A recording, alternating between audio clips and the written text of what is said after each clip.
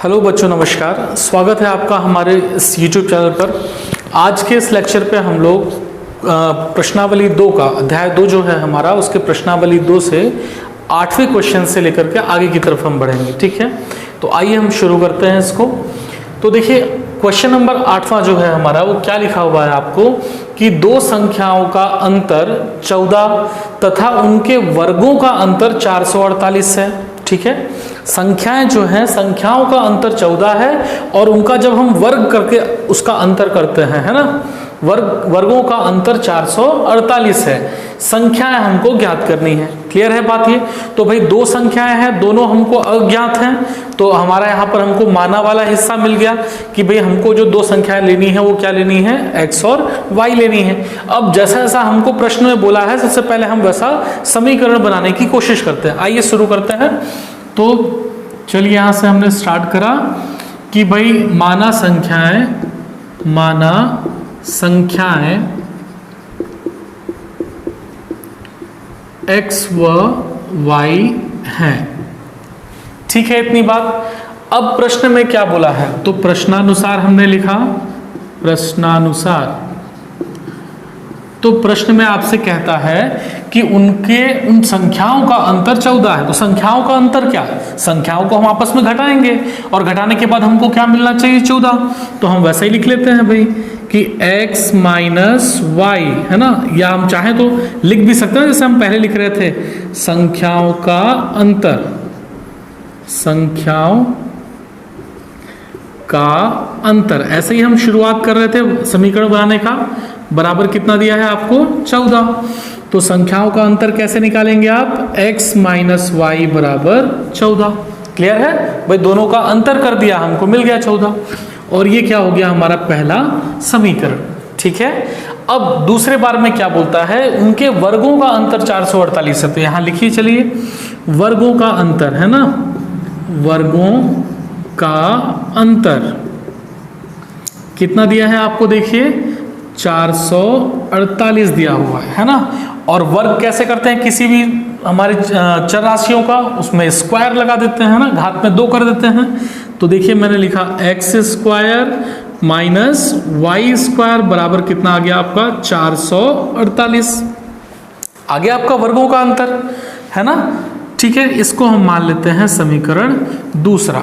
लेकिन आपको यहां पर ध्यान रखना है कि आप जब यहाँ पर दो चरों के रैखिक समीकरण इस पूरे पाठ में जब आप पढ़ रहे थे, तो आपको जो भी समीकरण मिलते थे किसी के भी घात पे नहीं रहता था क्या पहले? नहीं था।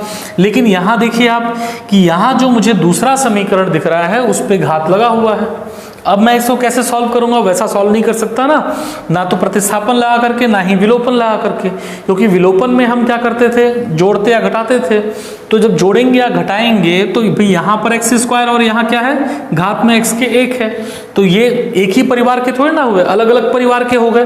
तो ये इनको हम जोड़ या घटा आपस में नहीं सकते हैं। ठीक है, तो अब इसमें हम क्या करें, तो यहाँ अपन क्या करेंगे, इसी प्रकार का एक हमारा समीकरण लाने के लिए इसमें हम एक सर्व समीका या यूं कहें फॉर्मूला, एक फॉर्मूला हम उस पर लगा देंगे। ठीक है, तो चलिए आइए हम शुरू करते हैं। तो मैंने यहां पर क्या करा, देखिए ध्यान से देखिएगा, सूत्र लिख लेता हूं मैं यहां पर। सूत्र ए से ले लेते हैं हम लोग, ए स्क्वायर माइनस बी स्क्वायर, आपको याद आ गया होगा, बराबर कितना होता है, देखिए ए प्लस बी और गुणे पे क्या रहता है आपका, ए माइनस बी रहता है इतना। तो चलिए बस हम इसी सूत्र को यहां पर अप्लाई कर देंगे। ठीक है, तो देखिए जरा, X square minus Y square बराबर हम क्या लिख सकते हैं इसको, एक्स प्लस वाई और गुणे पे क्या आ जाएगा आपका, एक्स माइनस वाई, और बराबर पे कितना दिया है आपको, 448। ठीक है, अब देखिए समीकरण 1 में आपको x माइनस वाई का मान यहां से दिया हुआ है, यहां रख सकते हैं अपन लोग यहां पर। तो जब रख देंगे तो हल करने के बाद हमको सिर्फ क्या बचेगा, x प्लस वाई बचेगा। तो आइए रख दीजिए इसमें। तो हमने लिखा समीकरण 1 से मान रखने पर, ठीक है, रखिए इसमें जरा, x प्लस वाई और गुणे पे क्या है, x माइनस वाई, और उसका मान कितना दिया है आपको, 14, बराबर पे कितना दिया है, देखिए 448। ठीक है, कोई दिक्कत इस पे यहां तक। अब आप यहाँ से x प्लस वाई का मान आप निकाल लीजिए। तो x प्लस वाई बराबर कितना हो जाएगा, 14 कहाँ है, गुणे पे है ना इसके साथ में, कहाँ जाएगा, भाग में जाएगा। तो 448 भागित कितना आ जाएगा आपका 14, भाग दीजिए फटाक से, 14 दूनी 28, 14 तिया 42, तो 3 बार में गया 42 आया, 2 बचा 28 हो गया, 14 दूना 28। ठीक है, तो x प्लस वाई बराबर कितना आ गया आपका 32, और इसको मान लिया मैंने समीकरण 3। और अब ये हल करने वाले हो गए ना, दूसरा नहीं, पहला और तीसरा, ये हमारे देखिए दोनों के घात में एक एक आ गए, और इसको अपन आसानी से सॉल्व कर सकते हैं, x और y का मान निकाल सकते हैं। क्लियर है बात इतनी? तो चलिए आइए हम निकाल लेते हैं इसको। कैसे निकालें, प्रतिस्थापन या विलोपन? तो देखिए हमको विलोपन ज़्यादा इजी लगता है। यहाँ देखिए x को देखें प्लस है, x यहाँ भी प्लस है ना, y माइनस वाई प्लस, और उनके गुणांक भी देखिए बराबर है, तो गुणा करने की जरूरत नहीं है हमको। और चिन्ह क्या है, प्लस और माइनस, तो अलग अलग चिन्ह दिए हैं, तो अपन y को लेके चलते हैं। तो चूंकि यहाँ पर गुणा करने की जरूरत नहीं है, गुणा कब करते हैं, जब उनके गुणांक क्या रहते हैं, अलग अलग रहते हैं ना, गुणांक तो यहाँ ऑलरेडी बराबर हैं आपके। तो चलिए हम y को देखते हैं। अब चूंकि गुणांक बराबर हैं, चिन्ह भी हमारे अलग अलग हैं, तो हम क्या करते थे, समीकरणों को याद करिए जरा, जब चिन्ह अलग अलग होते थे तो हम समीकरणों को जोड़ते थे, है ना। तो जोड़ दीजिए हम लोग इसको, है ना, जोड़ देते हैं। तो यहाँ लिखते हैं हम, देखिए समीकरण 1 और 2 को जोड़ने पर, समीकरण 1 व 2 को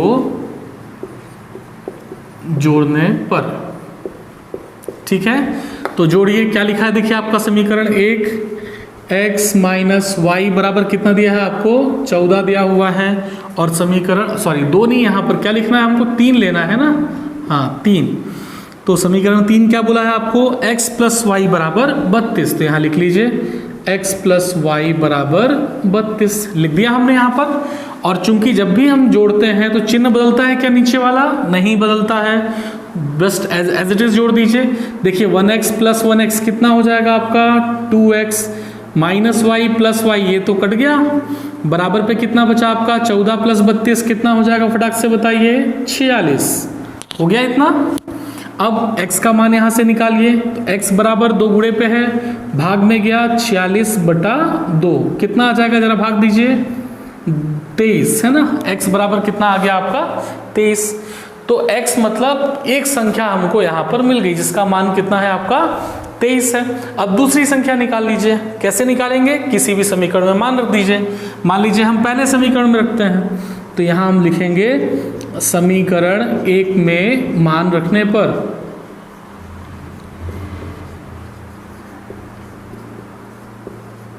ठीक है, रख दीजिए x माइनस वाई, तो x की जगह में क्या रखेंगे 23, तो 23 माइनस वाई, और बराबर पे कितना दिया है आपको 14, ठीक है। y का मान यहाँ से निकालना है, तो माइनस वाई बराबर 23 प्लस में उधर गया, किस में आ गया माइनस में, 14 माइनस 23, हल करिए कितना आएगा बताइए। 14 तो छोटी संख्या हो गई ना, इससे नहीं घटेगा ये, तो बड़ी संख्या कौन सी 23, चिन्ह उसका आ जाएगा यहाँ पर माइनस, घटाइए इसको फटाक से, कितना आएगा जरा बताइए मुझे 9, ठीक है। अब देखिए क्या बताया था आपको, जब भी माइनस ऐसे गुणे पे रहता है सामने पे तो हम उसको कट कर देते हैं, तो y बराबर आपका क्या बच गया आपका यहाँ पर 9, ठीक है। तो आपने देखा कि आपको x का मान कितना मिल गया, देखिए 23, x बराबर कितना आ गया 23, और y बराबर कितना आ गया 9। और यही हमने माना हुआ था ना कि भाई माना वो संख्याएं x और y हैं, तो दोनों के जब मान मिल गए तो हम कह सकते हैं अतः वो दो संख्याएं कौन सी हैं 23 और 9 है। क्लियर है इतनी बात। चलिए नेक्स्ट क्वेश्चन में आते हैं। अगला क्वेश्चन देखिए बच्चों क्या लिखा हुआ है कि दो संख्याओं का गुणनफल 45 तथा उनका योग 14 है, संख्याएं ज्ञात करनी है ना। दो संख्याएं हैं जिनका गुणनफल कितना दिया हुआ है आपको 45 दिया हुआ है, उनका योग आपको 14 दिया हुआ है, और वो संख्याएं हमको ज्ञात करनी है। तो शुरुआत वैसे ही करेंगे, आइए हम शुरू करते हैं इसको। तो हमने शुरुआत करा इसको कहाँ से कि माना वो संख्याएं कौन सी हैं x व y हैं, तो माना वे संख्याएं x व y हैं, ठीक है। अब क्या बोला है आपको, संख्याओं का गुणनफल 45 है, तो गुणा करिए आप संख्याओं का। प्रश्नानुसार लिखते हैं हम यहाँ पर, प्रश्नानुसार है ना, संख्याओं का गुणनफल संख्याओं का गुणनफल कितना दिया है आपको 45। तो चलिए संख्याओं का गुणा करिए आप, x गुणा y बराबर कितना आ गया आपका 45। यही बोला था आपसे, संख्याओं का गुणनफल 45 है, 45 कर दिया हमने। आगे बोला है आपसे उनका योग जो है 14 है, तो यहां लिखते हैं हम संख्याओं का योग। प्रश्न जो कह रहा है पहले आप उस पर ध्यान दें, है ना। संख्याओं का योग बराबर कितना दिया है आपको 14। तो संख्याओं का योग लिखिए, क्या संख्या है आपके पास में x और y, तो हम लिख सकते हैं x प्लस वाई बराबर 14। आ गया दूसरा प्रश्न, दूसरा आपका समीकरण। अब फिर से वही दिक्कत है हमारी, जैसा इसके पिछले क्वेश्चन में था कि भाई हमको इस फॉर्मेट में चाहिए ना, इस प्रारूप में चाहिए हमको समीकरण। यहाँ तो गुणे पे है ना, तो यहाँ भी हमको एक सर्वसमीका लगानी पड़ेगी, एक समीकरण लगाना पड़ेगा, सूत्र लगाना पड़ेगा, उसको आपको ध्यान रखना है थोड़ा सा। लेकिन ये चीज जरूर है कि जब आप इसके बाद द्विघात समीकरण पढ़ेंगे तो उसको आप बिना सूत्र के भी आप आसानी से इस क्वेश्चन को हल कर पाएंगे, ठीक है। लेकिन अभी हम जो देख रहे हैं उस पर अपन चलते हैं। तो सर्वसमीका यहाँ पर आप क्या यूज करेंगे, देखिए यहाँ ध्यान से देखिएगा, है ना। सूत्र लिख लेता हूं मैं, सूत्र। अब चूंकि x प्लस वाई का आपको दिया हुआ है ना, हम लोग यहां से x माइनस वाई वाला निकाल लेते हैं, x माइनस वाई का स्क्वायर। इस सूत्र को ध्यान रखिएगा, आपको काम आएगा। बराबर पे हम लिखते हैं x प्लस वाई का होल स्क्वायर माइनस में 4xy। इसी का इस्तेमाल क्यों किया मैंने, क्योंकि मुझे x प्लस वाई का भी मान दिया हुआ है और xy का भी मान दिया है, और ये दोनों जो हमारे मान हैं वो मुझे इसी सर्वसमीका पे यूज होंगे, ठीक है। ये आपको ध्यान रखना पड़ेगा, ठीक है। अब इसका उपयोग करके आप आसानी से इसको समीकरण में तोड़ सकते हैं। आइए देखते हैं कैसे। तो यहाँ हमने लिखा x माइनस वाई का स्क्वायर बराबर x प्लस वाई का स्क्वायर। x प्लस वाई का मान कितना दिया है आपको 14 दिया हुआ है, ठीक है। तो 14 का स्क्वायर माइनस में कितना 4 गुणे पे एक्स वाई ना, 4 इंटू एक्स वाई का मान कितना दिया है आपको देखिए 45, ठीक है। अब हल करिए इसको जरा। तो x माइनस वाई का स्क्वायर बराबर 14 का स्क्वायर कितना होता है जरा फटाक से बताइए। 14 का स्क्वायर हाँ 196 है ना, 196, ठीक है। माइनस है तो माइनस कर दिया। अब 4 गुणा 45 कितना हो जाएगा जरा फटाक से बताइए। 4 पंचे 20 के शून्य, हाथ में आया 2, 4 चौके 16 और 2 कितना आ जाएगा आपका 18। क्लियर है इतनी बात। हल करिए जरा इसको। 196 माइनस 180 कितना बचेगा आपका 16, ठीक है। अब यहाँ से आप x माइनस वाई का मान निकाल लीजिए। तो x माइनस वाई स्क्वायर में है, स्क्वायर जब बराबर के उस तरफ जाएगा तो किस में बदलता है आपका करनी में, और कितना है कर्ण यहाँ पर 16। 16 किसका वर्गमूल होता है जरा बताइए, है ना 4, सॉरी 16 का वर्गमूल बोलना चाहिए ना। 16 का वर्गमूल क्या होगा 4। तो देखिए आपको x माइनस वाई बराबर कितना आ गया आपका 4 आ गया आपका समीकरण हल करने वाला, है ना। अब आपके पास में देखिए कौन से समीकरण को आप लेकर के चलेंगे। समीकरण 2 x प्लस वाई बराबर 14, समीकरण 3 x माइनस वाई बराबर 4। अब इन दोनों को लेकर के आप यहाँ से x और y के मान निकाल सकते हैं आसानी से। क्लियर है, बन जाएगा ये। इसके आगे आप प्रतिस्थापन या विलोपन आप जो भी यूज करना हो आप यूज कर सकते हैं इसमें, है ना। ये आपका वर्क है, आप इसको हल करिए, ठीक है। नेक्स्ट क्वेश्चन में आते हैं हम लोग। अगला क्वेश्चन देखिए बच्चों क्या लिखा हुआ है कि 5 वर्ष पूर्व मेरी आयु मेरे पुत्र की आयु की तिगुनी थी, है ना। कोई व्यक्ति है तो कह रहा है कि 5 वर्ष पूर्व 5 साल पहले मेरी आयु मेरे पुत्र की आयु की 3 गुनी थी। 10 वर्ष पश्चात मेरी आयु मेरे पुत्र की आयु की दुगनी हो जाएगी, है ना। मेरी व मेरे पुत्र की वर्तमान आयु ज्ञात कीजिए। क्लियर है बात, ये क्वेश्चन आपको समझ में आया है ना। 5 वर्ष पूर्व बोल रहा है, जैसे मान के चलिए वर्तमान आयु आपको यहाँ पर ज्ञात करना है। किसी व्यक्ति को ले लेते हैं, मान लीजिए मेरी वर्तमान उम्र 30 साल है, तो 5 वर्ष पूर्व मेरी उम्र कितनी रही होगी भाई 5 साल कम रही होगी, है ना। 30 है तो कितना रहा होगा 25 रहा होगा। और यदि मैं 10 वर्ष पश्चात बोलूँ 10 साल बाद, तो यदि मेरी उम्र 30 साल है, 10 साल बाद मेरी उम्र कितनी होगी? 40 साल होगी। उम्र मेरी बढ़ जाएगी तब उतने वर्ष, है ना। तो इस चीज को इसमें ध्यान रखना है कि भाई जब भी आपको यहाँ वर्ष पश्चात या वर्ष पहले की बात करता है और वर्तमान आयु आपको बोल रहा है, तो आपको उस समय की आयु निकालनी पड़ेगी, तब आप इसमें तुलना कर सकते हैं। कैसे, आइए समझते हैं इसको हम लोग। तो सबसे पहले हमको बोला है मेरी व मेरे पुत्र की वर्तमान आयु ज्ञात कीजिए। तो हम मान लेते हैं उसको पहले कि माना व्यक्ति की वर्तमान आयु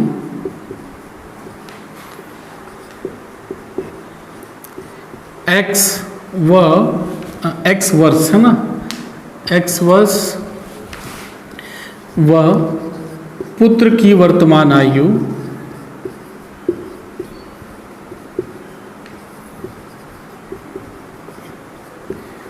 y वर्ष है।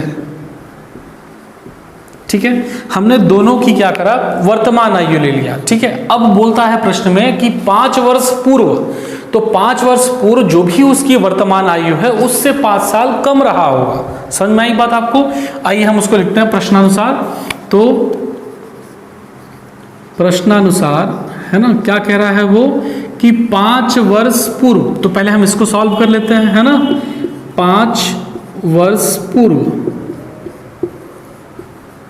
ठीक है, तो क्या बोला है, व्यक्ति की आयु। तो पहले हम व्यक्ति की आयु अपन यहां पर से 5 वर्ष पूर्व की निकाल लेते हैं। व्यक्ति की आयु, तो बताइए यदि व्यक्ति की आयु वर्तमान आयु x वर्ष है तो 5 वर्ष पूर्व कितनी रही होगी? 5 कम रही होगी। तो हम इसको लिख सकते हैं क्या, x माइनस 5 वर्ष। ठीक है, बात समझ में आई आपको? यदि आपको 5 वर्ष पूर्व बोल रहा है तो दोनों की आयु को हमको उतने वर्ष पहले निकालना पड़ेगा। और इसी तरीके से पुत्र की आयु लिख लेते हैं हम लोग। पुत्र की आयु, तो पुत्र की वर्तमान आयु कितनी है? y वर्ष है, तो 5 वर्ष पूर्व कितना हो जाएगा आपका? y माइनस 5 वर्ष। ठीक है, इतनी बात आपको समझ में आई इसमें। अब प्रश्न में जो बोला है कि 5 वर्ष पूर्व मेरी आयु मेरे पुत्र की आयु की तिगुनी थी, है ना। अब इसको समझना है हमको, है ना, कि 5 वर्ष पूर्व व्यक्ति की आयु, ठीक है, व्यक्ति की आयु कितनी है बताइए? पुत्र की आयु की 3 गुनी। तो यहां हम लिख सकते हैं पुत्र की आयु और इसकी 3 गुनी, मतलब गुणा 3। ये है ना आपका रिलेशन। यहां पर क्वेश्चन में क्या बोल रहा है वो बंदा कि 5 वर्ष पूर्व मेरी आयु, मतलब उस व्यक्ति की आयु पुत्र की आयु की 3 गुनी है। किसकी 3 गुनी है? पुत्र की आयु की, है ना। तो ऐसे हमको तुलना करना है इसको। ठीक है, अब इसमें रखते हैं हम यहाँ पर। देखिए 5 वर्ष पूर्व व्यक्ति की आयु कितनी है? देखिए आपका x माइनस 5, तो यहाँ हमने लिखा x माइनस 5 बराबर पुत्र की आयु कितनी है? देखिए y माइनस 5 और गुणे पे 3 है, तो यहां लगा दिया गुणे पे 3। हल करिए इसको जरा, तो x माइनस 5 बराबर कितना हो जाएगा? गुणा करिए, 3 गुणा y, 3y माइनस 3 पचे 15। समीकरण कैसे बनाते हैं आप? सभी चरों को एक तरफ में ले लीजिए, है ना। तो जैसे x है यहां पर, तो मैंने x लिखा, 3y इधर है ना, बराबर किस तरफ? प्लस में है, इस तरफ आएगा तो किस में आएगा? माइनस में 3y बराबर इधर कितना बचा आपका? माइनस 15। और ये देखिए x के साथ में माइनस 5 है ना, ये छूट रहा है, इसको आप बराबर के दाईं तरफ लेकर के जाइए, तो माइनस में है तो किस में आ जाएगा वो? प्लस में आपका, देखिए, है ना। हल करिए इसको, x माइनस 3y बराबर बड़ा कौन सा? माइनस वाला। 15 में से 5 गया, कितना बचा आपका? 10। ठीक है, तो देखिए इस तरीके से आपका पहला समीकरण आ गया, है ना। अब जो क्वेश्चन में दूसरा फ्रेम जो बोल रहा है हम उस पर आते हैं, है ना, 10 वर्ष पश्चात वाला। क्लियर है इतनी बात? तो आइए नेक्स्ट में चलते हैं हम लोग। अब इसमें क्या बोल रहा है कि 10 वर्ष पश्चात, तो हमको 10 वर्ष पश्चात की आयु निकालनी पड़ेगी, है ना। तो 10 वर्ष पश्चात, ठीक है, दोनों की आयु निकालिए। व्यक्ति की आयु, है ना, व्यक्ति की आयु, तो व्यक्ति की वर्तमान आयु x है, 10 वर्ष बाद उसकी आयु कितनी हो जाएगी? 10 उसमें प्लस हो जाएगा, तो हम कह सकते हैं x प्लस 10 वर्ष। ठीक है, इसी तरीके से बताइए पुत्र की आयु कितनी हो जाएगी? पुत्र की आयु, तो पुत्र की वर्तमान आयु कितनी है देखिए y है, 10 वर्ष पश्चात कितनी हो जाएगी y प्लस 10 वर्ष हो जाएगी। ठीक है, अब प्रश्न में क्या बोलता है कि 10 वर्ष पश्चात मेरी आयु मेरे पुत्र की आयु की दुगनी है, मतलब व्यक्ति की आयु उसके पुत्र की आयु की दुगनी है। लिखिए इसको, कह रहा है कि व्यक्ति की आयु किसके बराबर है, पुत्र की आयु की दुगनी। ठीक है, बात समझ में आई आपको ये। अब लिखिए यहां पर व्यक्ति की आयु कितनी है देखिए 10 साल बाद x प्लस 10, तो यहां हमने रखा x प्लस 10 वर्ष बराबर पुत्र की आयु कितनी है y प्लस 10 और गुणे पे इसके साथ में कितना है आपका 2। हल करिए इसको, तो x प्लस 10 बराबर देखिए 2 गुणे पे है तो 2 गुणा y कितना हो जाएगा 2y प्लस 2 दहम कितना हो गया आपका 20। हल करिए इसमें, तो x 2y को इधर लेकर के आया हम, क्या हो जाएगा माइनस 2y बराबर कितना बचा 20 और 10 प्लस में उधर गया तो किस में आ गया आपका माइनस 10। ठीक है, तो x माइनस 2y बराबर कितना आ गया आपका 20 माइनस 10 कितना हो जाएगा आपका 10। तो इस तरीके से आपका ये दोनों समीकरण बन गया। क्लियर है बात इतनी? तो क्वेश्चन को बनाते समय में ध्यान रखिए कि समीकरण कैसे आप बना रहे हो। समीकरण आपका बन गया, अब आसानी से आप इसको हल कर सकते हो प्रतिस्थापन या विलोपन विधि से, है ना। आइए इसका हम हल देखते हैं दूसरे फेज में। तो देखिए इस प्रकार से आपको यहाँ पर 2 समीकरण मिल गए हैं। अब इन दोनों समीकरणों को हम हल कर लेते हैं प्रतिस्थापन विधि से। आप देख रहे हैं कि यहाँ देखिए x दोनों समीकरणों पे x के गुणांक बराबर हैं, तो यदि बराबर है तो गुणा करने की जरूरत नहीं है विलोपन विधि में। और चिन्ह क्या है प्लस, यहाँ क्या है प्लस, समान चिन्ह है तो क्या करेंगे घटाएंगे उसको। तो सिंपल विधि से अपन विलोपन विधि से इसको हल कर लेते हैं। क्या लिखेंगे हम यहाँ पर, गुणा करने की जरूरत नहीं है ना। यहाँ पर गुणा कब करते हैं हम लोग, जब उनके गुणांक बराबर नहीं होते हैं। गुणा इसलिए किया ही जाता है ताकि उनके गुणांक बराबर हो जाए, यहाँ गुणांक पहले से ही बराबर है। तो समीकरण 1 में 2 को घटाने पर और घटाने या जोड़ने, कब घटाना है या कब जोड़ना है ये मैंने आपको बताया हुआ है कि जब चिन्ह समान रहेगा तब घटाएंगे और जब चिन्ह अलग अलग रहेगा तब क्या करेंगे जोड़ेंगे, है ना। तो घटाइए फटाक से, देखिए लिखते हैं हम एक बार फिर से, x माइनस 3y बराबर माइनस 10, x माइनस 2y बराबर कितना 10। जब घटाते हैं तो नीचे वाला चिन्ह क्या हो जाएगा, सारा का सारा बदल जाएगा, प्लस है तो माइनस, माइनस है तो प्लस, ये भी माइनस। अब देखिए x प्लस में x माइनस में कट गया, क्या बचा माइनस 3y प्लस 2y, बड़ा कौन सा माइनस वाला, तो माइनस आया। 3y में से 2y बच गया, कितना बचा 1y, तो सिर्फ अकेला y अपन ऐसा लिख सकते हैं बराबर। यहाँ देखिए माइनस में 10 माइनस में 10 समान चिन्ह, तो क्या होता है समान चिन्ह आएगा और संख्याएं जुड़ती है ना, 10 और 10 कितना हो जाएगा आपका 20।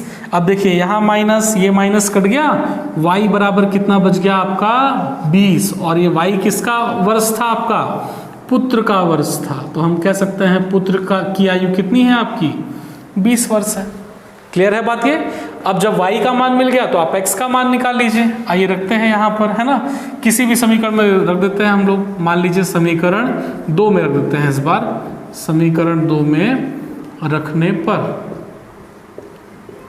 ठीक है, तो क्या है समीकरण 2 आपका, देखिए x minus 2y, x minus 2y और y का मान हमको मिला हुआ है, कितना है आपका 20 बराबर कितना 10।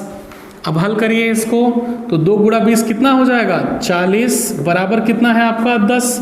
और जब यहाँ से x का मान निकालेंगे, माइनस वाला इधर गया, किस में आ गया प्लस में, तो प्लस 40, मतलब x बराबर कितना आ गया आपका 40 और 10 50 वर्ष।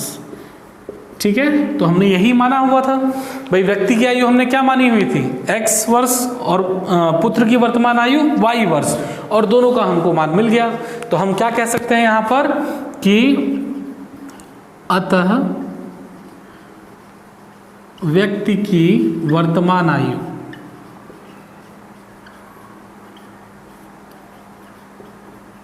आयु 50 वर्ष व पुत्र की वर्तमान आयु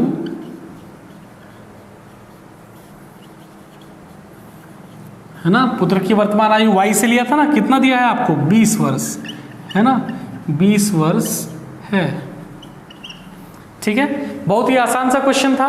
क्लियर है बात, समझ में आई आपको? अगले क्वेश्चन में आते हैं, आइए।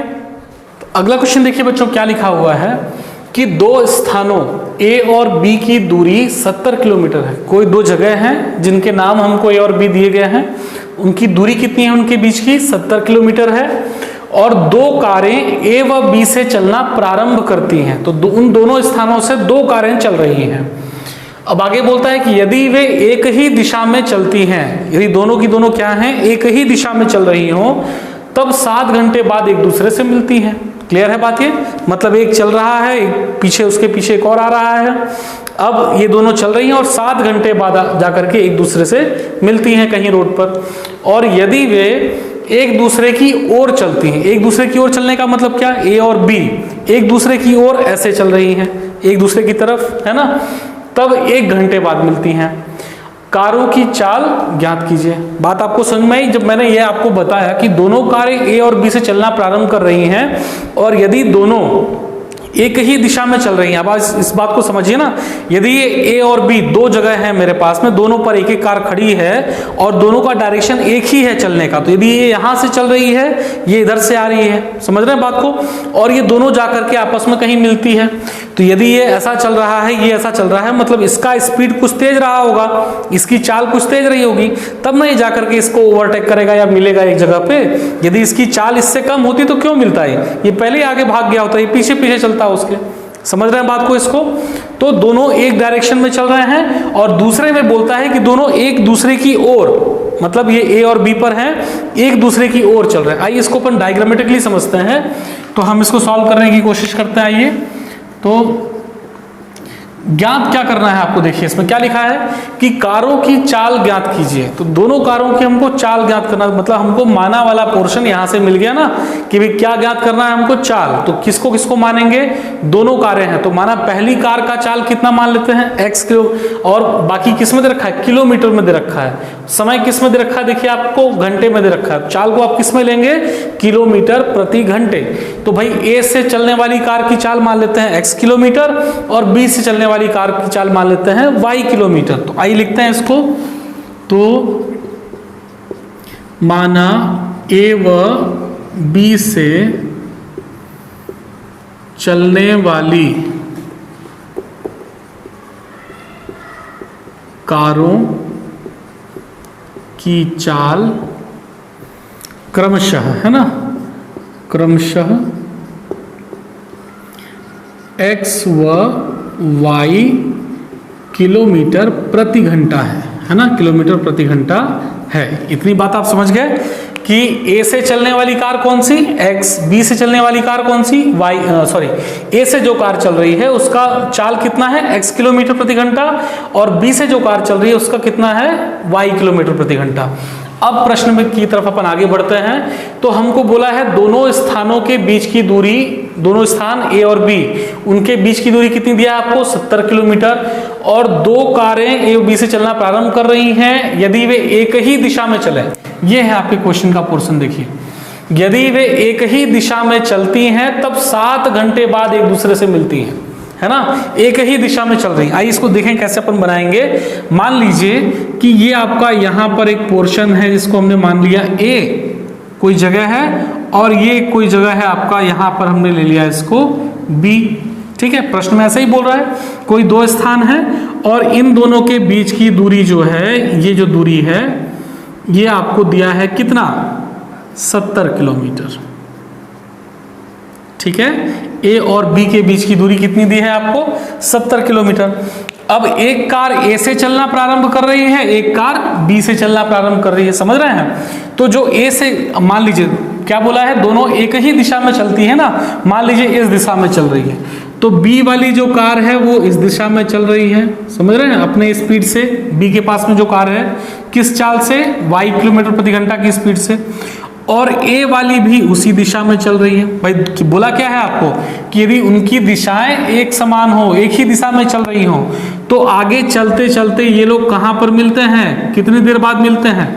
यहाँ कहीं पर मिलते हैं। इसको पॉइंट को नाम अपन देते हैं C, और यहाँ मिलने का जो इनका समय है वो समय दिया है ना आपको, कितना समय दिया है, 7 घंटे का समय दिया है कि A से कार चल रही है, B से कार चल रही है, और दोनों जाकर कितनी देर बाद मिलते हैं C पर, 7 घंटे बाद मिलते हैं। ठीक है, इतनी बात समझ में आ गई आपको। अब इसका आप समीकरण कैसे बनाएंगे, है ना, तो इसको आपको समझना है। आपको दिए क्या क्या चीजें हैं। सबसे पहली बात दिया है 70 किलोमीटर जो A और B के बीच की दूरी है। दूसरी चीज आपको दिया है समय, इनके पास इनका आपस में मिलने का समय कितना दिया है आपको, 7 घंटे का समय दिया हुआ है। ठीक है, तो दूरी दिया है, समय दिया है, चाल आपने x और y माना हुआ है। तो आइए हम इसी को तोड़ते हैं, समझिएगा बात को। आपको हमने C एक पॉइंट, नया पॉइंट लिया हुआ है। A से C की दूरी हमको नहीं पता है, और ना ही B से C की दूरी पता है कि भाई B ने C तक पहुंचने के लिए कितनी दूरी तय की, या A ने C तक पहुंचने के लिए कितनी दूरी तय की, हमको नहीं पता है ना। क्या पता है हमको, A से B तक का हमको पता है, कितना है दिया है, 70 किलोमीटर। तो हमने क्या करा, देखिए इसको समझिएगा। A से C, A से गाड़ी चल रही कहां तक जा रही है, C तक, और B से गाड़ी चल रही है कहां तक जा रही है, C तक। तो हमने AC इस पूरे के पूरे दूरी में से इस BC को घटा दिया। समझ रहे हैं आप बात, इस पूरे के पूरे A से C में से हमने इस BC, B से C की दूरी को, इतने को, ये हमने घटा दिया।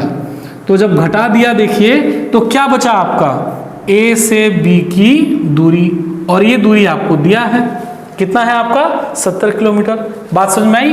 देखिए हम इसको कैसे लिखते हैं, जरा ध्यान से देखिए। हमने लिखा इसको AC मतलब A से C की दूरी माइनस BC, है ना, B से C की दूरी, और बराबर कितना बचेगा आपका, AB।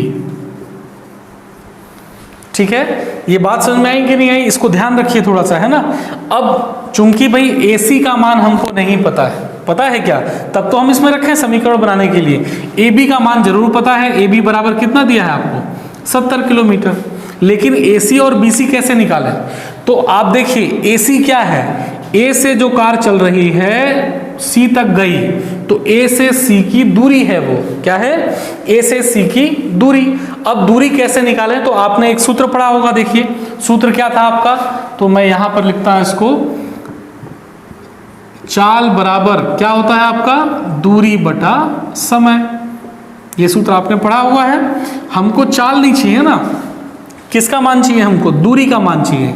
AC या BC क्या है, हमारे दूरी है। तो जब यहां से हम दूरी निकालेंगे, देखिए तिरक गुणा करिए, दूरी का मान निकालना है, तिरक गुणा हो जाएगा ना, तो दूरी बराबर कितना हो जाएगा आपका, चाल गुणा समय, है ना। बात समझ में आई, दूरी बराबर चाल गुणा समय। अब देखिए A से चलने वाली कार की चाल कितनी है, देखिए A व B से चलने वाली कारों की चालें X व Y है क्रमशः। तो A से चलने वाली कार की चाल X है, तो X हो गया, और समय कितना लग रहा है उसको C तक पहुंचने में, 7 घंटे लग रहा है। तो सूत्र क्या है, चाल गुणा समय। तो A से चलने वाली कार की चाल X और गुणा समय कितना है आपका, 7 घंटे में तय करता है। समझ में आई बात। माइनस B से चलने वाली कार की चाल कितनी है, Y, और C तक जाने में कितना समय लग रहा है उसको भी, 7 घंटे ही लग रहा है, और बराबर में कितना दिया है आपको, 70। ठीक है, अब देखिए 7 यहाँ भी गुणे पे है, यहाँ भी गुणे पे है, कॉमन ले लीजिए आप, इजी हो जाएगा थोड़ा सा। क्या बचेगा, x माइनस वाई बराबर कितना बचा आपका, 70। और जब आप यहाँ से x माइनस वाई निकालेंगे, 7 गुणे पे है, कहाँ जाएगा, बटे पे, 70 बटा 7, कितना आ गया आपका, x माइनस वाई बराबर 10। तो देखिए आपका पहला समीकरण मिल गया। आपको इसमें ये ध्यान रखना है, प्रश्न के हिसाब से आपको उसमें चलना है, और किस प्रकार से मैंने यहाँ पर दूरियों को लिया समीकरण में तोड़ने के लिए, इसको, उस चीज को आपको ध्यान में रखना है। ठीक है, क्लियर है बात ये। तो जो हमारा ये पहला पोर्शन हो गया, 7 घंटे बाद एक दूसरे से मिलती हैं, और यदि वे एक दूसरे की ओर चलती, अब दूसरा पोर्शन पे हम आते हैं अपना, है ना। यदि वे एक दूसरे की तरफ चलें, आइए देखते हैं, इसको समझते हैं। तो जब वो एक दूसरे की तरफ चलेंगी, मतलब कैसा, मान लीजिए कि ये आपका A एक पॉइंट है, ये आपका B एक पॉइंट है ना, उसी प्रकार से हमने पॉइंट ले लिया। ठीक, अब दोनों कारें एक दूसरे की ओर चलती हैं, मतलब ए वाली, ए पर जो कार होगी वो इधर चलेगी इस डायरेक्शन पे, बी पर जो कार होगी वो भी इस डायरेक्शन पे चलेगी, एक दूसरे की तरफ ना। तो ये दोनों आपस में जाकर के किसी पॉइंट, मान लेते हैं यहाँ पर एक पॉइंट है सी, यहाँ जाकर के ये दोनों आपस में मिल जाती हैं। क्लियर है बात? आपको दिया क्या है, यहाँ इसकी दूरी दे रखी है, ए से बी की दूरी कितना दे रखा है, 70 किलोमीटर। ठीक है, अब फिर से आप इसको तोड़िए इसी तरीके से, ऐसा मैंने इसको तोड़ा हुआ था। यहाँ तो मुझे घटाना पड़ा था ना, क्योंकि AC बड़ा है मेरा, उसमें से BC घटाया तब जाकर के मुझे AB मिला। और यहाँ पर देखिए AB में ही AC है आपका ये आधा भाग, आधा उससे ज़्यादा हो सकता है, और BC भाग है यहाँ पर। इन दोनों को जब जोड़ते हैं तब जाकर के मुझे क्या मिलता है, आपका AB मिलता है। क्लियर है इतनी बात? तो मैं क्या लिख सकता हूँ यहाँ पर, मैं AC प्लस CB या BC, कोई दिक्कत नहीं है, बराबर कितना, AB। ठीक है, तरीके को समझिए उसमें, है ना। और AB का मान कितना दिया है आपको, 70 दिया हुआ है। रखिए इसमें मान, अगेन वही है ना, जब ये एक दूसरे की तरफ चलती हैं तो कितनी देर बाद मिलती हैं, 1 घंटे बाद मिलती हैं। तो ये ध्यान रखना है। ए से चलने वाली कार की चाल कितनी थी हमारी, x गुणा 1 घंटे में मिल रही समय, सूत्र वही है ना, चाल गुणा समय, प्लस बी से चलने वाली कार की चाल y, समय कितना 1, बराबर कितना दिया है आपको 70। 1 से गुणा करते हैं कोई फर्क नहीं पड़ता, क्या बचेगा, x प्लस वाई बराबर 70 आ गया आपका। देखिए दूसरा समीकरण आ गया।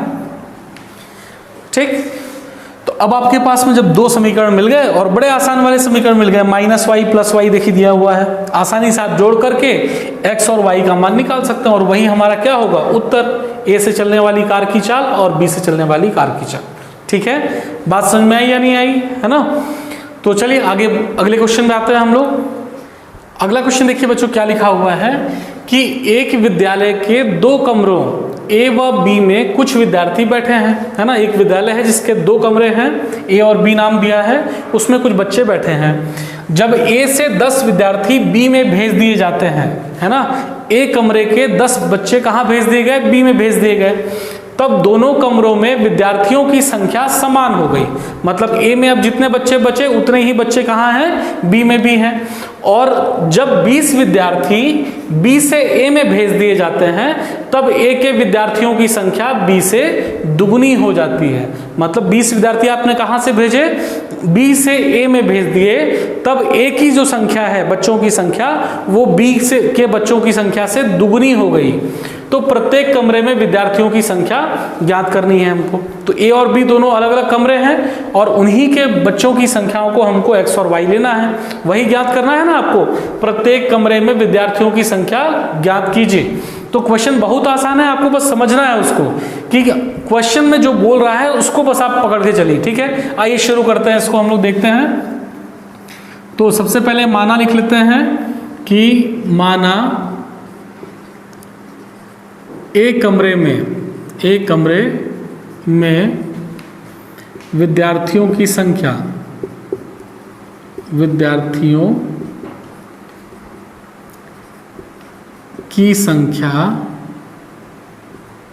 x व B कमरे में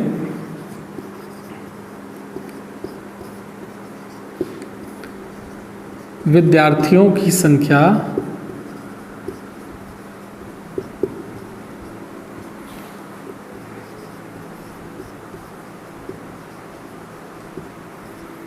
y है।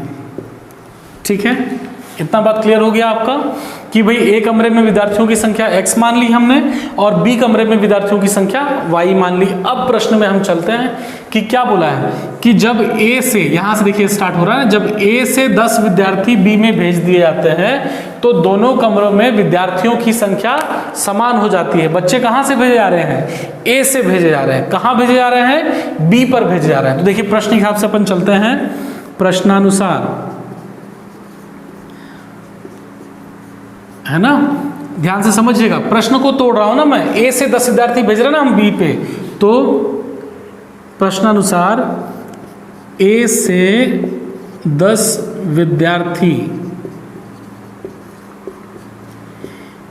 B में भेजे जाने पर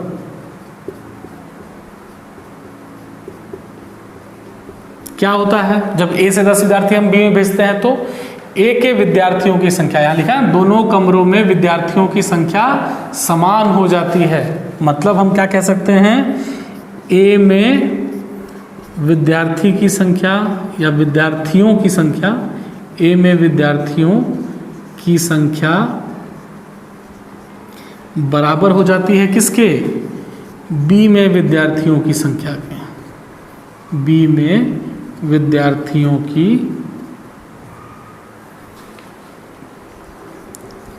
संख्या।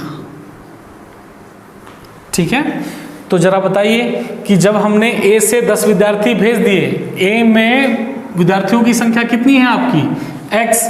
जब आपने ए से 10 विद्यार्थी भेज दिए, है ना, ए से आपने क्या करा, 10 विद्यार्थी भेज दिए, तब ए में बच्चों की संख्या कितनी हो गई, भाई ए से 10 बच्चे चले ना गए तो कम हो गए 10 बच्चे, तो कितने बच्चे बचे, है ना, कितने बच्चे थे पहले, x। जब 10 चले गए तो 10 कम करना पड़ेगा, तो जब 10 आपने इसमें घटाया तो कितना बचा, x माइनस 10। तो देखिए ए में विद्यार्थियों की संख्या अब कितनी बची, x माइनस 10। इस बात को समझना पड़ेगा आपको, है ना, कि भाई ए के जो 10 बच्चे हैं वो कहाँ भेज दिए गए, बी में भेज दिए गए। मतलब ए के पास बच्चों की संख्या में 10 की कमी आ गई, तो इसलिए हमने क्या करा, ए के विद्यार्थियों की संख्या में हमने 10 का घटाव कर दिया। बात समझ में आई आपको ये। अब ये बराबर है किसके, बी में विद्यार्थियों की संख्या के। अब बताइए, देखिए ए के जो बच्चे गए थे कहाँ गए, बी में गए ना, मतलब बी के जितनी भी संख्या थी उसमें 10 और बच्चे आ गए। ठीक है, तो बी में पहले संख्या कितनी थी हमारी, y। तो जब 10 और आ गए तो कितने बचे उसके पास में, y प्लस 10, इतने हो गए ना। बात समझ रहे हैं, ए के 10 बच्चे चले गए, कहाँ चले गए, बी में चले गए। मतलब ए के पास में 10 बच्चों की कमी हो गई और बी के पास में 10 बच्चों की अधिकता हो गई। इस बात को समझिएगा, इसलिए मैंने ए में बच्चों की संख्या में x में से 10 घटाया है और बी के y में 10 जोड़ा है ना, इस चीज को समझिए। ठीक है, अब इसको हल कर लीजिए। अब जितने भी हमारे ये चर होते हैं उनको एक तरफ में रखिए, तो x y प्लस में इधर गया तो किस में आ गया, माइनस वाई, बराबर क्या बचा है आपका यहाँ पे 10, और ये माइनस 10 उधर गया तो प्लस 10, कितना आ जाएगा देखिए आपका, तो x माइनस वाई बराबर 10 प्लस 10 कितना आ गया आपका 20। तो देखिए आपका ये पहला समीकरण बन गया। ठीक है, कोई दिक्कत इसमें। सेम इसी तरीके से हमको दूसरे वाले को भी देखना है। देखिए दूसरा हमारा क्या कहता है, जब 20 विद्यार्थी बी से ए में भेज दिए जाते हैं, है ना, तो आइए उसको भी हम समझते हैं। तो यहाँ लिख लेते हैं, चाहे यहाँ से स्टार्ट करते हैं, तथा कितने भेज रहे हैं आप, 20 विद्यार्थी भेज रहे हैं, और कहाँ से कहाँ भेज रहे हैं, बी से ए में। तो 20 विद्यार्थी बी से ए में भेजने पर, ठीक है, तो चलिए जब 20 विद्यार्थी हमने बी से ए में भेज दिया तो क्या होता है, ए के विद्यार्थियों की संख्या 20 से दुगनी हो जाती है। मतलब वही देखिए, वही आपको लिखना है। हम क्या लिखेंगे, ए के विद्यार्थियों की संख्या, जैसा क्वेश्चन में दिया है वैसे ही लिखिए आप, बहुत आसान तरीके से बनेगा आपका समीकरण। ए के विद्यार्थियों की संख्या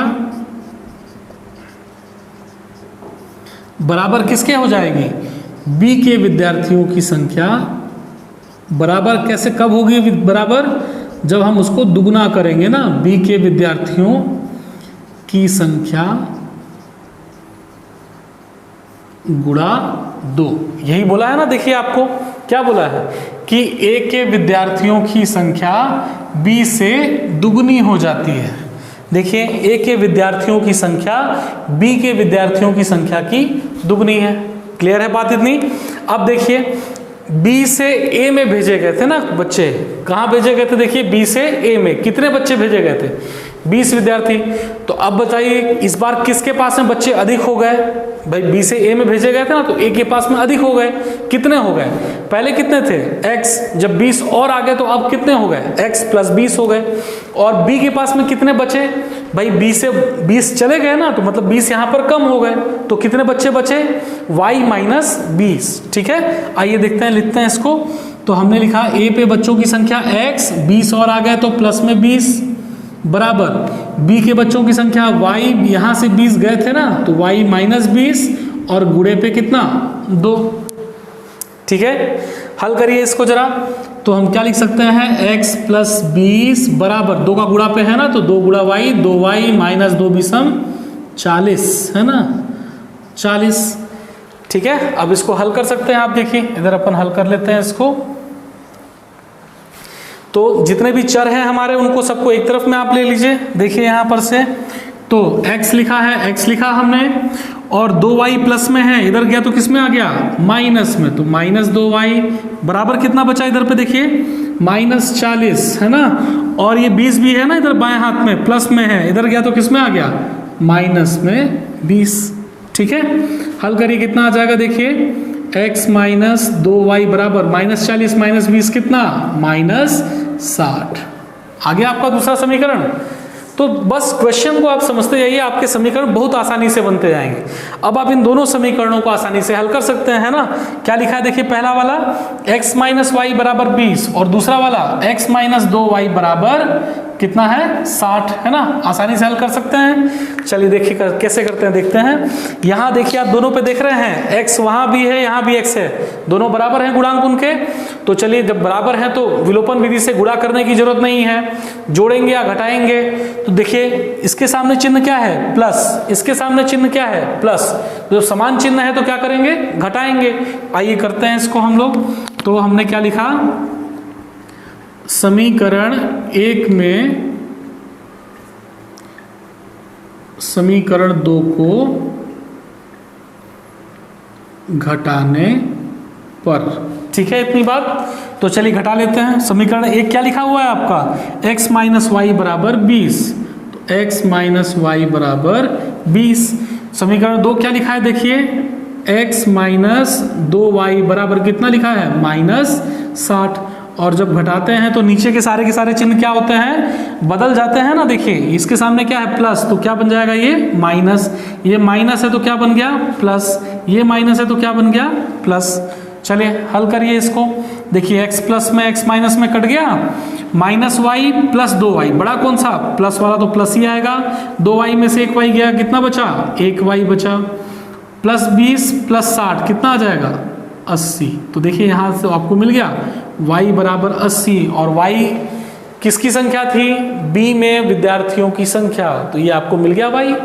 ठीक है, अब y का मान आप किसी भी समीकरण में रख दीजिए, मान लीजिए पहले में रखता हूँ, है ना। तो यहाँ हमने लिखा समीकरण 1 में रखने पर, समीकरण 1 में y का मान रखने पर, तो रखिए x माइनस वाई, तो यहाँ हमने लिखा x माइनस वाई, वाई का मान कितना दिया देखिए आपको, 80, बराबर में कितना दिया देखिए आपको, 20, है ना। ठीक है, x का मान निकालिए। तो देखिए 20 इधर पहले से ही है, माइनस वाला उधर गया तो किस में आ गया, प्लस में। तो x बराबर कितना आ गया आपका, 20 प्लस 80 कितना हो जाएगा आपका, 100, है ना। मतलब a में विद्यार्थियों की संख्या कितनी है आपकी, 100 है, b में विद्यार्थियों की संख्या कितनी है, 80 है। क्लियर है इतनी बात, ठीक है, समझ में आ गया आपको। चलिए नेक्स्ट क्वेश्चन में आते हैं। अगला क्वेश्चन देखिए बच्चों, क्या लिखा हुआ है कि जब किसी आयत की लंबाई में 5 इकाई की कमी तथा चौड़ाई में 2 इकाई की वृद्धि कर दी जाती है। समझ रहे हैं, आयत है, आयत के पास में क्या होता है, लंबाई और चौड़ाई, और उसकी लंबाई में हम क्या कर रहे हैं, 5 इकाई की कमी और चौड़ाई में 2 इकाई की वृद्धि, तब उसका क्षेत्रफल 80 वर्ग इकाई कम हो जाता है। ठीक है, जब हम लंबाई में 5 इकाई की कमी, चौड़ाई में 2 इकाई की वृद्धि कर देते हैं तो क्षेत्रफल 80 वर्ग इकाई कम हो जाता है। और जब उसकी लंबाई में 10 इकाई की वृद्धि कर दी जाए और चौड़ाई में 5 इकाई की कमी कर दी जाती है तो आयत का क्षेत्रफल 50 वर्ग इकाई बढ़ जाता है। ठीक है, आयत की लंबाई व चौड़ाई ज्ञात कीजिए। समझ गए आप बात को, मतलब जब आप लंबाई और चौड़ाई में परिवर्तन करते हैं तो उसके क्षेत्रफल में परिवर्तन हो रहा है वहां पर, उसके हिसाब से हमको इसका समीकरण बनाना है। तो क्या ज्ञात करना है आपको, आयत की लंबाई व चौड़ाई। तो वहीं से शुरू करते हैं चलिए हम लोग। तो चलिए शुरू करते हैं इसको आंसर। तो क्या मान लेंगे आप, भाई लंबाई और चौड़ाई निकालना है तो उसी को अपन x और y मान लेते हैं। तो हमने लिखा माना लंबाई, पूरा लिख सकते हैं आप, माना आयत की लंबाई है ना x इकाई व चौड़ाई y इकाई है। ठीक है, तो लंबाई को हमने x इकाई मान लिया और चौड़ाई को y इकाई मान लिया। तो यदि किसी आयत की मैं लंबाई और चौड़ाई की बात कर रहा हूं तो उसका क्षेत्रफल भी तो होना चाहिए ना। इसके हिसाब से क्षेत्रफल कैसे निकालते हैं देखिए जरा। तो आपको ये सूत्र बिल्कुल याद होगा, पहले आपने पढ़ा हुआ है आयत का क्षेत्रफल, है ना। क्या होता है आयत का क्षेत्रफल, फटाक से बताइए। आयत का क्षेत्रफल बराबर लंबाई गुणा चौड़ाई, है ना, लंबाई गुणा चौड़ाई। ठीक है, मतलब यदि आपको आयत की लंबाई और चौड़ाई दी गई है, आप दोनों का गुणा करिए, क्या मिल जाएगा आपको, आयत का क्षेत्रफल मिल जाएगा। ठीक है, अब हम प्रश्न में चलते हैं। देखिए प्रश्नानुसार क्या लिखा है कि आयत की लंबाई में 5 इकाई की कमी तथा चौड़ाई में 2 इकाई की वृद्धि कर दी जाती है, तब उसका क्षेत्रफल 80 वर्ग इकाई हो जाता है ना। तो इसको डायरेक्ट मैं करता हूं। देखिए, तो क्षेत्रफल का सूत्र क्या होता है, लंबाई गुणा चौड़ाई। यदि मैं इसका क्षेत्रफल निकालूं तो बराबर कितना हो जाएगा, जरा फटाक से बताइए। लंबाई कितना दिया है आपको x, चौड़ाई कितना दिया है y, तो x गुणा y कितना हो जाएगा आपका xy, क्योंकि क्षेत्रफल में कमी हो रहा है, बढ़ रहा है, क्षेत्रफल में कमी और वृद्धि हो रही है, तो हमको क्षेत्रफल बताना पड़ेगा। ठीक है, अब इसको अपन डायरेक्ट चलते हैं ना। लंबाई में क्या बोल रहा है, 5 इकाई की कमी। देखिए क्षेत्रफल कैसे निकालते हैं, लंबाई गुणा चौड़ाई। तो पहले मैं लंबाई लिखूंगा ना, तो लंबाई में 5 इकाई की कमी, तो लंबाई कितनी ली है हमने, x इकाई। 5 की कमी कर दे तो कितनी हो जाएगी लंबाई उसकी, x माइनस 5 हो गया। अब लंबाई गुणा चौड़ाई, चौड़ाई कितनी दिया है आपको, देखिए कितना माना है हमने y, उसमें 2 इकाई की वृद्धि कर दी जाती है, तो चौड़ाई कितनी हो जाएगी, देखिए वृद्धि करने पर y प्लस 2। बात समझ में आई इतनी, लंबाई गुणा चौड़ाई। क्वेश्चन में जैसा बोला है वैसा ही किया ना अपन ने, लंबाई में 5 इकाई की कमी कर दी, चौड़ाई में 2 इकाई की वृद्धि कर दी, तब जो इसका क्षेत्रफल है, क्षेत्रफल कितना था इसका xy, इस क्षेत्रफल में 80 वर्ग इकाई कम हो जाता है, मतलब इसमें -80। ठीक है, बात समझ में आई। क्वेश्चन को पढ़िए, बहुत ही आसान तरीके से बनेगा ये, है ना, डायरेक्ट करने की कोशिश करिए। अब चलिए अब इसको कैसे हल करेंगे, तो देखिए दोनों आपस में गुणे पे है ना, तो गुणा कर लीजिए। 2 संख्याएं हैं ना, कैसे गुणा करते हैं, बारी बारी से गुणा करते हैं ना, x का इन दोनों से, फिर 5 का इन दोनों से, याद है ना आपको। तो गुणा करिए, x गुणा y कितना हो जाएगा आपका xy, फिर x गुणा 2 प्लस में है ना, तो प्लस लिखा, x गुणा 2 कितना हो जाएगा आपका 2x, फिर देखिए माइनस गुणा प्लस, -5 गुणा y 5y, और माइनस गुणा प्लस, -5 दूना कितना हो गया 10। बारी बारी से x का इन दोनों से गुणा किया, फिर 5 का इन दोनों से गुणा किया, चिन्ह के साथ ध्यान में रखना है ना। बराबर में कितना है आपका xy -80। अब देखिए xy प्लस में इधर भी है इधर भी है, कट गया बराबर के दोनों तरफ में। समान चिन्ह में जब रहता है ऐसा, तो यदि हम इसको इधर लेके जाएंगे तो किस में जाएगा, माइनस में, पैसे ही कट जाएगा। ये क्या बचा देखिए आपका 2x minus 5y, 2x minus 5y, और बराबर पे माइनस को उधर ले आते हैं अपन, तो -80 प्लस 10 कितना आ गया देखिए आपका, तो 2x माइनस 5y बराबर बड़ा कौन सा, माइनस वाला, 80 में से 10 गया 70। देखिए पहला समीकरण मिल गया आपको। क्वेश्चन को ध्यान में रखना है कि हम कैसे इसको सॉल्व कर रहे हैं ना। समीकरण बना लीजिए, समीकरण बनाने के बाद तो आप उसको आसानी से हल कर सकते हैं। ठीक है, इसके बाद क्या बोला आपसे, देखिए आगे बोलता है कि उसकी लंबाई में 10 इकाई की वृद्धि और चौड़ाई में 5 इकाई की कमी कर दी जाती है। तो फिर से अपन देखते हैं, लंबाई गुणा चौड़ाई ना, तो लंबाई कितना लिए थे हम x, लंबाई में 10 इकाई की वृद्धि कर दी जाए तो मतलब +10, और चौड़ाई में क्या कर दिया जाए, देखिए चौड़ाई में 5 इकाई की कमी कर दी जाती, मतलब y माइनस 5, तब इसका जो क्षेत्रफल है xy क्या होता है 50 वर्ग इकाई बढ़ जाता है, मतलब xy प्लस 50। समझ में, लंबाई गुणा चौड़ाई बराबर इतना। अब हल करिए इसको भी अगेन उसी तरीके से, तो x गुणा y कितना हो जाएगा, xy, पहले x का गुणा कर रहा हूँ दोनों से, फिर x गुणा -5 कितना हो जाएगा, -5x हो गया x का गुणा।